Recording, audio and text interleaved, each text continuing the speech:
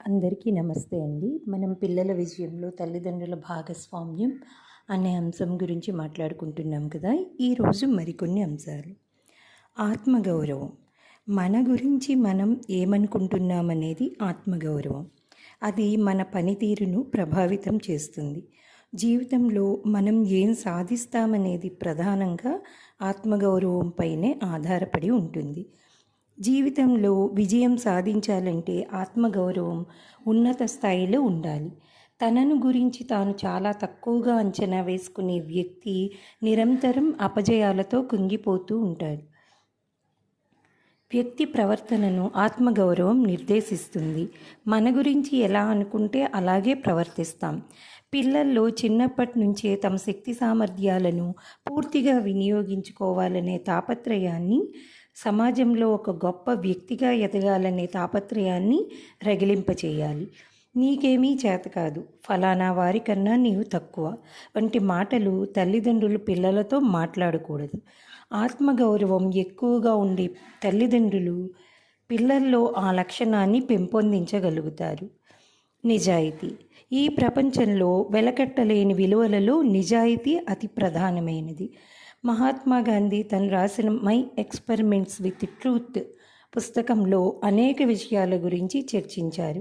చిన్నప్పటి నుంచి తను ఏ సందర్భాలలో నిజాయితీగా ఎలా స్పందించింది, దానివల్ల ఎదురైన పరిణామాలు ఏమిటి, ఇలా చెప్పారు. ఆ పుస్తకాన్ని పిల్లలతో మనం చదివించాలి. తల్లిదండ్రులు, ఇతర పెద్దలు ఆయా సందర్భాలలో ఎంత నిజాయితీగా వ్యవహరిస్తారనేది పిల్లల ప్రవర్తనపై ప్రభావం చూపుతుంది. ఇంట్లో లేనని చెప్పు, ఫీజు రేపు చెల్లిస్తానని చెప్పు వంటి మాటలు చిన్నవిగానే కనిపించవచ్చు, కానీ వాటి ప్రభావం పిల్లల భావి జీవితంపై ఎక్కువగా ఉంటుంది. ఈ ప్రపంచంలో బ్రతకాలంటే నిజాయితీ కన్నా సందర్భానుసారం లౌక్యంగా ప్రవర్తించటం మంచిదని తప్పుడు సందేశాన్ని చాలామంది తల్లిదండ్రులు అందిస్తున్నారనే విమర్శ ఉంది. ఆ కోవలో మీరు చేరకండి. సామాజిక బాధ్యత. ప్రాచీన భారతీయ సమాజం ప్రకారం మన మొదటి కర్తవ్యం సమాజం గురించి ఆలోచించటం, రెండో కర్తవ్యం కుటుంబం గురించి ఆలోచించటం, మూడో కర్తవ్యం మన గురించి మనం ఆలోచించటం. కానీ నేడు పరిస్థితులు తారుమారయ్యాయి. పై వరుస క్రమం వెనక్కి తిప్పితే సమాజం పతనం చెందుతుంది.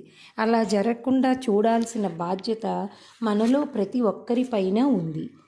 రేపటి సమాజంలో సామాజిక బాధ్యతతో పనిచేసే మన పిల్లల ద్వారానే ఈ సమాజం 10 కాలాల పాటు మనగలుగుతుంది.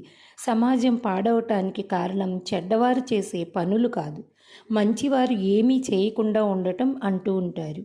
మన పిల్లలను మంచివారి జాబితాలో చేరుద్దాం, అది పనిచేసేవారి జాబితాలో. రోడ్డు దాటడానికి ఇబ్బంది పడుతున్న ముసలి వ్యక్తిని రోడ్డు దాటించటం సామాజిక బాధ్యత.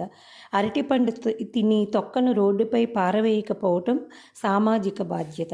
వాహనాలను పార్కింగ్ ప్రదేశంలో మాత్రమే నిలపటం సామాజిక బాధ్యత. వాహనాలను నిర్ణీత వేగానికి మించి నడపకపోవడం సామాజిక బాధ్యత. కండ్ల ముందు చెడు జరుగుతుంటే దాన్ని ఎదిరించటం సామాజిక బాధ్యత. ఇవన్నీ చిన్నప్పటి నుంచే సందర్భానుసారంగా పిల్లల్లో నాటుకునేలాగా చేయాలి. భవిష్యత్ సమాజ హితానికి నేడు బీజం వేయాల్సింది తల్లిదండ్రులే. ప్రత్యేకించి చిన్నపిల్లలు కలిగిన తల్లిదండ్రులు నేటి బాలలు పెరిగి పెద్దయ్యాక ఎంతటి సామాజిక బాధ్యతతో వ్యవహరిస్తారని దానిపై రేపటి సమాజం బాగోగులు ఆధారపడి ఉంటాయి. మరికొన్ని అంశాలు రేపటి భాగంలో చర్చించుకుందాం.